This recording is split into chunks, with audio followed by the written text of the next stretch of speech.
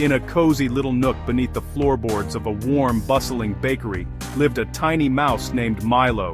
He wasn't like the other mice, who were quite content with nibbling on fallen crumbs and scurrying away from the baker's big boots. Milo had a whisker for adventure and a heart full of big dreams. He would often stare out of a small crack in the wall, his little black eyes wide with wonder. He imagined a world much, much bigger than his snug home, a world filled with towering green trees and sparkling rivers, a world just waiting to be explored by a brave mouse like him. The village where Milo lived was a picture of peaceful quiet. It was a lovely place called Little Puddleton, where thatched cottages snuggled close together along winding, cobbled lanes. The air always smelt of freshly baked bread from the bakery and sweet flowers from Mrs. Higgins's garden next door. Great big humans would stroll by, their footsteps making the floorboards rumble like gentle thunder. To the other mice, this was the whole world, a safe and predictable place. But for Milo, it was just the beginning, a starting line for the grand adventure he knew was waiting for him just outside. Every night, while his family snoozed soundly in their bed of soft cotton fluff, Milo would listen. He listened to the hoot of the wise old owl in the big oak tree, and the gentle rustle of the leaves in the night breeze. These sounds weren't scary to him, they were a song, a lullaby of the world outside calling his name. He dreamt of climbing the highest mushroom and sliding down a long, slippery blade of grass. He wanted to feel the sun on his fur and the dew on his paws, not just the dusty warmth of the bakery floor. One bright morning, the smell of adventure was stronger than ever before. It mixed with the scent of sugary buns and warm loaves, creating a perfume of pure possibility. Milo's little nose twitched with excitement. Today was the day. He gave his sleeping mother a tiny kiss on her furry cheek and packed a single perfect sunflower seed into a small leaf pouch. With a deep breath, and a heart thumping like a tiny drum, Milo squeezed through the crack in the wall and stepped out of the bakery and into the enormous sun-drenched world he had only ever dreamt of.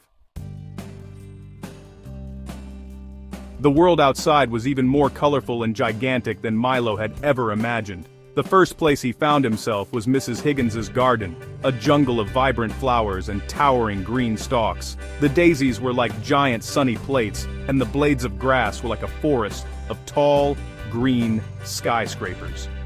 Milo felt very, very small, but also incredibly brave. He scurried along a winding dirt path, his little paws sinking slightly into the soft earth. The air was alive with the buzz of busy bumblebees, their fuzzy bodies dusted with yellow pollen, and the flutter of butterflies with wings like stained glass windows.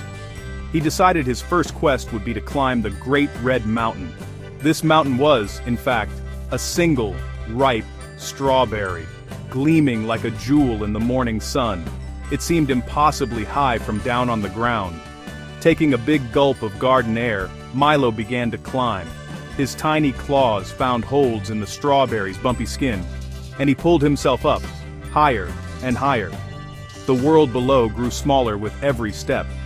He could see the whole garden stretching out, a patchwork of greens, reds, and yellows, all under a vast, brilliant blue sky. From the top of the strawberry, Milo felt like the king of the garden. He could see things he had never seen from his floorboard home. He saw a shimmering, wobbly pond that looked like a piece of fallen sky, where dragonflies with see-through wings danced above the water. He saw a line of busy ants marching in perfect formation, each one carrying a piece of leaf much bigger than itself. This world was so full of life and activity, a bustling town of creatures, all going about their day. It was a wonderful, marvelous, and slightly overwhelming sight for a little mouse. Feeling very proud, Milo nibbled a tiny piece of the sweet strawberry before carefully sliding all the way down the other side. His journey had only just begun, but he had already achieved something he thought was impossible. He had climbed a mountain. As he landed softly on a bed of moss, he found his first hidden treasure. Tucked beneath a leaf was a shiny, forgotten button, smooth and pearly.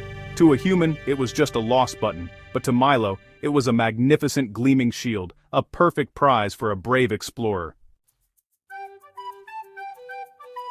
Clutching his new shield, Milo continued his grand expedition, his curiosity leading him deeper into the garden. As he scurried past a row of bright yellow daffodils, he heard a small, chirpy voice. "Hello down there. You're a long way from the bakery, little one." Milo looked up to see a cheerful robin with a bright red chest perched on a branch. Her name was Rosie, and she had the kindest eyes Milo had ever seen. She wasn't scary at all. She told Milo about the best places to find juicy worms and how to tell when rain was coming. Rosie the robin became Milo's first new friend. She flew ahead, acting as his guide from the sky. "Over here," she would chirp. "There's something shiny." Following her call, Milo discovered his next treasure. It was a long piece of silvery tinsel left over from Christmas, sparkling in a puddle. For Milo, it wasn't just tinsel. It was a magical, shimmering river that he could carry with him. He carefully rolled it up and added it to his collection. His adventure was becoming a treasure hunt, and every new discovery made his heart feel fuller and his steps feel lighter. Soon, they met someone else. Hiding under a large cabbage leaf was a shy snail named Sheldon, who moved ever so slowly, carrying his beautiful swirly house on his back. Sheldon was worried because he had lost his way. Milo, feeling bold and helpful, used his new button shield to point the way Rosie had shown him. "Don't you worry, Sheldon," Milo squeaked.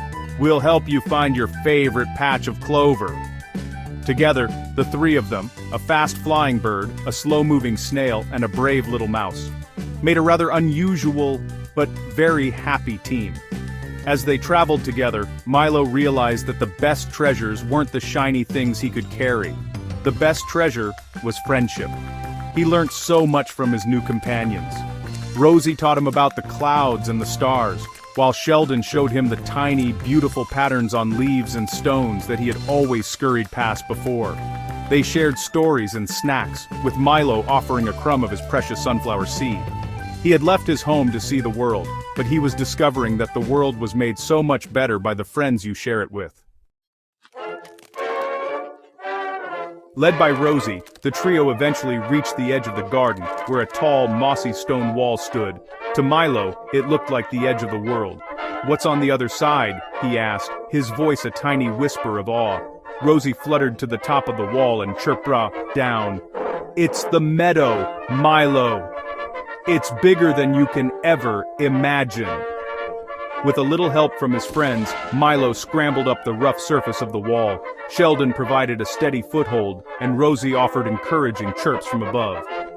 He was determined to see what lay beyond. When he finally peeked over the top, Milo gasped. It wasn't just a garden or a village, it was a vast open world. A huge green meadow stretched out as far as his eyes could see, dotted with purple and yellow wildflowers. A sparkling stream, much bigger than the Tinsel River, snaked its way through the landscape, and in the distance, gentle, rolling hills touched the big blue sky. This was the world he had dreamt of, and it was more beautiful and more immense than he had ever dared to hope. It was a world full of endless adventures. Milo felt a thrill of pure joy. He wasn't just Milo, the little mouse from the bakery, anymore. He was Milo, the explorer. Milo, the friend. Milo, the brave climber of mountains and discoverer of worlds. He had traveled so far and seen so much. He understood now that his home was a wonderful, safe place to start from, but it wasn't the only place to be.